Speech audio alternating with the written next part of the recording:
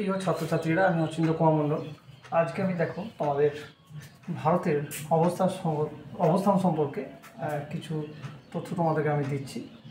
তোমরা এগুলো একটু যত্ন সহকারে দেখে নাও। দেখো, যদি আমরা ভারতের কথা বলি, তাহলে ভারত হচ্ছে একটি উত্তর পূর্ব গোলার্ধের, আমাদের উত্তর পূর্ব গোলার্ধ মানে নর্থ ইস্টার্ন হেমিস্ফিয়ার বা উত্তর পূর্ব গোলার্ধের একটি দেশ।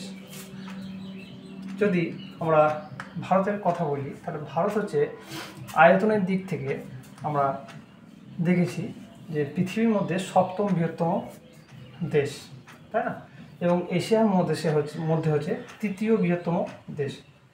প্রথম যেমন জানি আমরা রাশিয়া, কানাডা, চীন, তো আমেরিকা যুক্তরাষ্ট্র, তো এইভাবে আমরা দেখেছি ব্রাজিল, অস্ট্রেলিয়া, ভারত হচ্ছে আয়তনের দিক দিয়ে হচ্ছে 7ম বৃহত্তম দেশ এবং এশিয়া মহাদেশের মধ্যে হচ্ছে 3য় বৃহত্তম দেশ। প্রথমে রাশিয়া, তারপরে চীন, তারপর হচ্ছে ভারত।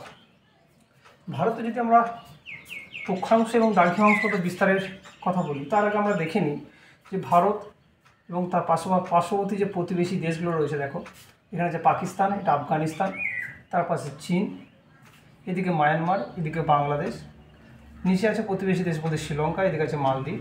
ঠিক আছে, তো এইভাবে আমরা কিছু প্রতিবেশী দেশের এখানে 9টা প্রতিবেশী দেশের কথা আমরা এখানে দেখলাম। ঠিক আছে, তো ভারতকে একটি উপমহাদেশ বলা হয়, কারণ এই যে প্রতিবেশী দেশগুলো রয়েছে পাকিস্তান, নেপাল, ভুটান, মায়ানমার, বাংলাদেশ, ভারত, ঠিক আছে, এই যে 6টা প্রতিবেশী দেশ, এর মধ্যে কিন্তু প্রধান যে মুখ্য ভূমিকা গ্রহণ করে অনেকটা, সেটা কিন্তু ভারত। ওই জন্য ভারতকে একটি উপমহাদেশ বলা হয়। ঠিক আছে, তো ভারতের মধ্যে যদি আমরা ভারতের উত্তর দক্ষিণ এবং পূর্ব পশ্চিমে যে বিন্দুগুলোর কথা বলি, তাহলে আমাদের ভারতে দেখো দক্ষিণতম বিন্দুটা যদি বলি, তাহলে সেটা হচ্ছে 8 ডিগ্রি 7 মিনিট উত্তর, মানে মূল ভূখণ্ড। এটা হচ্ছে ভারতের মূল ভূখণ্ড। এবং ভারতের দেখো এখানে কেন্দ্রশাসিত অঞ্চলও কিছু আমরা দেখবো। এখানে ভারতের মূল ভূখণ্ড হচ্ছে মেন স্ট্রাকচার যেটা রয়েছে ভারতের মূল ভূখণ্ড। এখানে মোট 28টা কী আছে, রাজ্যশাসিত অঞ্চল আছে এবং কিছু কেন্দ্রশাসিত অঞ্চল আছে। বর্তমানে 8টা কেন্দ্রশাসিত অঞ্চল, 28টা হচ্ছে রাজ্য আর 8টা হচ্ছে কেন্দ্রশাসিত অঞ্চল। তো কেন্দ্রশাসিত অঞ্চল বলতে এখানে আমরা দুটো বার দেখতে পাবো, একটা আন্দামান নিকোবর দ্বীপপুঞ্জ, এদিকে আমরা দেখতে পাবো লাক্ষাদ্বীপ। ঠিক আছে, মালদ্বীপ একটি ভারতের প্রতিবেশী দেশ, ওটা সব থেকে ক্ষুদ্রতম, আমরা পরে আসছি। তো কেন্দ্রশাসিত অঞ্চলের মধ্যে তাহলে আমরা কী বলছি, এখানে আন্দামান নিকোবর, এদিকে আছে তোমার লাক্ষাদ্বীপ।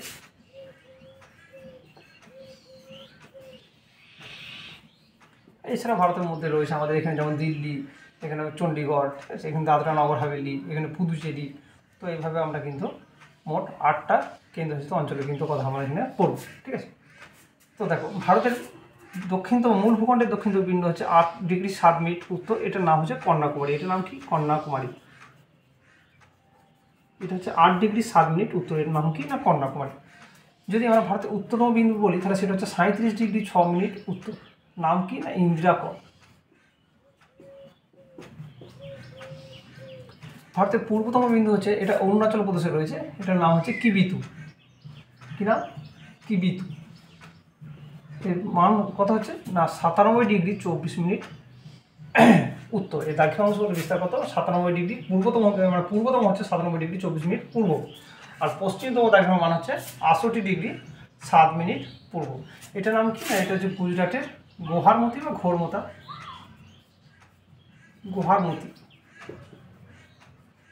ঘোরমতা বই যেটা পাবে, বিভিন্ন বই বিভিন্ন রকম লেখা আছে, তো গোহারমতি আমরা বলতে পারি।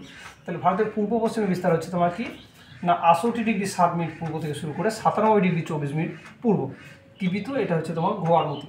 আর মূল ভূখণ্ডের দক্ষিণতম বিন্দু বললে কন্যাকুমারী, 8 ডিগ্রি 7 মিনিট উত্তর থেকে শুরু করে 37 ডিগ্রি 6 মিনিট উত্তর ইন্দিরা কর। আর শুধু যদি ভারতের দক্ষিণতম বিন্দু বলি, তাহলে সেটা আন্দামান নিকোবরের দ্বীপপুঞ্জে রয়েছে। এখানে নাম হচ্ছে কি না ইন্দিরা পয়েন্ট। এটা নিকোবর দ্বীপপুঞ্জে অবস্থিত, ইন্দিরা পয়েন্ট। এটা ভারতের দক্ষিণতম বিন্দু যদি শুধু বলে, তাহলে সেটা হচ্ছে ইন্দিরা পয়েন্ট। এই ইন্দিরা পয়েন্টের আরেক নাম হচ্ছে পিগমিলিয়ান পয়েন্ট। কি নাম? পিগমিলিয়ান পয়েন্ট। ঠিক আছে, তাহলে আমরা এগুলো ভারতের অবস্থান দেখে নিলাম। তো ভারতের সেই হিসাবে যদি আমরা বলি উত্তর আর দক্ষিণতম বিন্দু, এই যে উত্তরতম বিন্দু এবং দক্ষিণতম বিন্দু, এদের যদি যোগ করা হয়, তাহলে সেটাকে বলা হয় কি না মানে উত্তর দক্ষিণ করিডর বলা হয়। ঠিক আছে, এটা তোমরা বইয়ে দেখবে, এটা উত্তর দক্ষিণ করিডর। আর পূর্ব পশ্চিম বিন্দুকে যুক্ত করলে সেটা হচ্ছে পূর্ব পশ্চিম করিডর। ঠিক আছে, এটা উত্তর দক্ষিণ করিডর, এটা হচ্ছে পূর্ব পশ্চিম করিডর। এবার দেখো ভারতের মোট ক্ষেত্রফল প্রায় 32,87,263 বর্গ কিলোমিটার। ভারতের মোট ক্ষেত্রফল প্রায় 32,27,263 বর্গ কিলোমিটার, যা পৃথিবীর মোট ক্ষেত্রফলের 2.4%। এটা একটু খেয়াল রাখবে, ভারতের মোট ক্ষেত্রফল হচ্ছে 32,27,263 বর্গ কিলোমিটার, যা পৃথিবীর মোট ক্ষেত্র মানে হচ্ছে 2.4%। আচ্ছা দেখো, এই যে উত্তর দক্ষিণ করিডোর এবং পূর্ব পশ্চিম করিডোর বললাম, এই উত্তর দক্ষিণের বিস্তার, ভারতের উত্তর দক্ষিণের বিস্তার হচ্ছে 3,214 কিলোমিটার। আর পূর্ব পশ্চিমের বিস্তার কত? না, পূর্ব পশ্চিমের বিস্তার হচ্ছে তোমার 2,933 কিলোমিটার, 2,933 কিলোমিটার। এটা একটু খেয়াল রাখবে, ভারতটা হচ্ছে উত্তর দক্ষিণে একটু লম্বা, পূর্ব পশ্চিমে একটু কম লম্বা। উত্তর দক্ষিণ হচ্ছে 3,214 কিলোমিটার, আর পূর্ব পশ্চিম হচ্ছে 2,933 কিলোমিটার, 2,933 কিলোমিটার। ঠিক আছে, বেশ।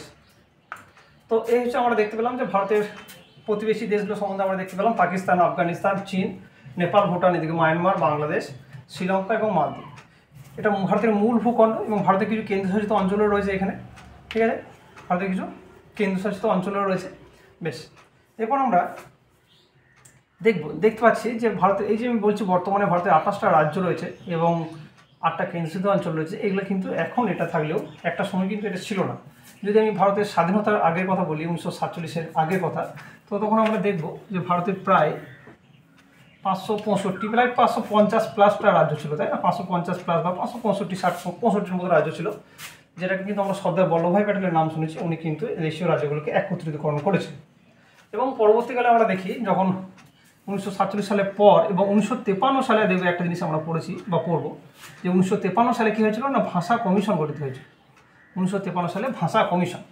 ঠিক আছে, তো সেই ভাষা কমিশন যখন গঠিত হয়েছিল, সেই সময় দেখবে ভারতের প্রায় 29টা রাজ্য এবং কী ছিল না, একটার মতো কেন্দ্রশাসিত অঞ্চল ছিল। ঠিক আছে, বেশ। পরবর্তীকালে যখন 1956 সালে ভাষার ভিত্তিতে কী করা হয়েছিল, রাজ্য পুনর্গঠন কমিশন গঠিত হয়েছিল। ঠিক আছে, ভাষা কমিশন তো 1953 সালে হলো, কিন্তু 1956 সালে ভাষার ভিত্তিতে রাজ্য পুনর্গঠন কমিশন গঠিত হয়েছিল, যেটাকে আমরা ফজল আলী কমিশন বলে একটা কমিশন পড়বে, দেবে এখানে ফজল আলী কমিশন। এই কমিশনের ভিত্তিতে কী করা হয়েছিল, ভাষার ভিত্তিতে রাজ্য পুনর্গঠন করা হয়েছিল, যেখানে আমরা দেখতে পেয়েছিলাম যে 1956 সালে প্রথম ভাষার ভিত্তিতে ভারতের যে রাজ্যটি, সেটা হচ্ছে অন্ধ্রপ্রদেশ। কী রাজ্য না, অন্ধ্রপ্রদেশ। তো এইভাবে কিন্তু প্রথম অন্ধ্রপ্রদেশ গঠিত হয়। কিন্তু সেই সময়ে কিন্তু ভারতের রাজ্যের সংখ্যা ছিল প্রায় 14টা ছিল তোমার রাজ্যশাসিত অঞ্চল, 14টা ছিল রাজ্যশাসিত অঞ্চল এবং 6টা ছিল কেন্দ্রশাসিত অঞ্চল। এরকম ছিল, কিন্তু বর্তমানে সেটা এখন বেড়ে গিয়ে হয়েছে 14টা হয়ে গেছে আমার 28টা রাজ্যশাসিত অঞ্চল এবং 6টা হয়ে গেছে 8টা কেন্দ্রশাসিত অঞ্চল। তো দেখব সেই সময় আমরা তাহলে 14টা রাজ্য ছিল নিশ্চয়ই, সেই সময় 14, এবং কিছু কিছু রাজ্যগুলোকে বর্তমানে ভেঙে দিয়ে সেটাকে এখন 28টা রাজ্যে কিন্তু দাঁড়িয়েছে। আমি সেগুলো একটু বলার চেষ্টা করি। যেমন ধরো এখানে পাঞ্জাবকে ভেঙে হরিয়ানা করা হয়েছিল। পাঞ্জাব গঠিত হয়েছিল 1947 সালে, এরকম স্বাধীনতার সময়কালে পাঞ্জাবকে ভেঙে হরিয়ানা করা হয়েছিল 1966 সালে। ওখানে দেবে একটা কমিশনের নাম পড়বে সাহু কমিশন। কী কমিশন না, সাহু বলে একটা কমিশন। এই কমিশনের ভিত্তিতে পাঞ্জাবকে ভেঙে হরিয়ানা করা হয়েছে। রাজস্থান তো ছিল এখানে দেবে গুজরাট আর যে মহারাষ্ট্র, দুটো রাজ্য আছে, এখানে গুজরাট মহারাষ্ট্রকে মানে তখন ছিল বোম্বাই। 1966 সালে এই গুজরাট আর মহারাষ্ট্রকে ভেঙে, মানে বোম্বাইকে ভেঙে গুজরাট এবং মহারাষ্ট্র, ওইটা 1960 সালে হবে। হ্যাঁ, 1966 সালে পাঞ্জাবকে ভেঙে হরিয়ানা হয়েছিল, আর 1960-এ কী করা হয়েছিল না, বোম্বাইকে ভেঙে গুজরাট এবং মহারাষ্ট্র করা হয়েছিল। বেশ, তাহলে এখানে গুজরাট মহারাষ্ট্র হয়ে গেল। এখানে গোয়া আছে, গোয়া তো অনেক পরে হয়েছিল, কেন্দ্র রাজ্যশাসিত অঞ্চল হিসেবে পরিণত হয়েছিল। এখানে কর্ণাটক, কেরল, এখানে তামিলনাড়ু। ঠিক আছে, তো তামিলনাড়ু, তারপরে কী আছে না, অন্ধ্রপ্রদেশকে ভেঙে কিন্তু তেলেঙ্গানা এখানে করা হয়েছিল। এবং এই তেলেঙ্গানা হচ্ছে ভারতের নবীনতম রাজ্য। যদি বলে ভারতের নবীনতম রাজ্যটির নাম কি, তাহলে সেটা তেলেঙ্গানা। অবশ্যই অন্ধ্রপ্রদেশকে ভেঙে তেলেঙ্গানা করা হয়েছিল, যেটা 2014 সালে, মনে রাখবে এই সালটা। 2014 সালে সর্বশেষ যেটা রাজ্য ভাঙা হয়েছিল সেটা হচ্ছে অন্ধ্রপ্রদেশকে তেলেঙ্গানা। তাহলে তেলেঙ্গানা হচ্ছে ভারতের নবীনতম রাজ্য, এবং অন্ধ্রপ্রদেশ হচ্ছে ভাষার ভিত্তিতে গঠিত প্রথম রাজ্য, যেটা 1956 সালে গঠিত হয়েছিল। এখানে দেখবে মধ্যপ্রদেশ থেকে ছত্তিশগড় করা হয়েছিল। এখানে 2000 সালে দেখবে কিছু রাজ্যকে ভাঙা হয়েছিল। 2000 সালে সাধারণত 3টে রাজ্যকে ভাঙা হয়েছিল। একটা মধ্যপ্রদেশকে ভেঙে ছত্তিশগড়, এখানে উত্তরপ্রদেশকে ভেঙে উত্তরাখণ্ড এবং বিহারকে ভেঙে ঝাড়খণ্ড। ঠিক আছে, তো এখানে তাহলে কী বলো, মধ্যপ্রদেশকে ভেঙে ছত্তিশগড়, আর এখানে অন্ধ্রপ্রদেশকে ভেঙে তেলেঙ্গানা। এরপরে উড়িষ্যা তো ছিল, এখানে বিহারকে ভেঙে ঝাড়খণ্ড করা হয়েছিল, এটা মনে রাখবে। আর এখানে উত্তরপ্রদেশকে ভেঙে উত্তরাখণ্ড করা হয়েছিল। আর উত্তরাখণ্ডের ওপরে আছে হিমাচল প্রদেশ, ঠিক আছে। আর এখানে তোমার পাঞ্জাব হরিয়ানার কথা বললাম। আর উপরে দুটো কেন্দ্রশাসিত অঞ্চল এখন বর্তমানে চলে এসেছে, আগে ছিল জম্মু কাশ্মীর এই অংশটা। পরবর্তীকালে জম্মু কাশ্মীরকে ভেঙে 2019 সালে এটা জম্মু কাশ্মীরকে ভেঙে কী করা হয়েছিল, একটা লাদাখ করে দেওয়া হয়েছে, লাদাখ, ঠিক আছে। আর এখানে আমাদের পশ্চিমবঙ্গ রয়েছে, পশ্চিমবঙ্গের পাশে এখানে আসাম, পশ্চিমবঙ্গ রয়েছে এখানে, ঠিক আছে, পশ্চিমবঙ্গ। এবার এখানে কী আছে না, আসাম আছে। এই আসাম এবং এখানে 7 সিস্টার বলা হয়। আসামকে ভেঙে আরও 6টা রাজ্য গঠিত হয়। যেমন আমি রাজ্যের নামগুলো বলি, তাহলে সেটা হচ্ছে অরুণাচল প্রদেশ একটা গেল উপরে, তারপরে ধরো নাগাল্যান্ড, মণিপুর, মিজোরাম। এখানে মিজোরাম, মণিপুর, নাগাল্যান্ড 3টে আছে, এখানে অরুণাচল প্রদেশ 4টে, এখানে একটা ত্রিপুরা, আর এখানে একটা আছে তোমার মেঘালয়, ঠিক আছে। আসামের ঠিক নিচে আছে মেঘালয়। তাহলে অরুণাচল প্রদেশ, মেঘালয়, এদিকে ত্রিপুরা, মিজোরাম, মণিপুর, নাগাল্যান্ড, এই 6টা এবং আসামকে নিয়ে হচ্ছে 7টা।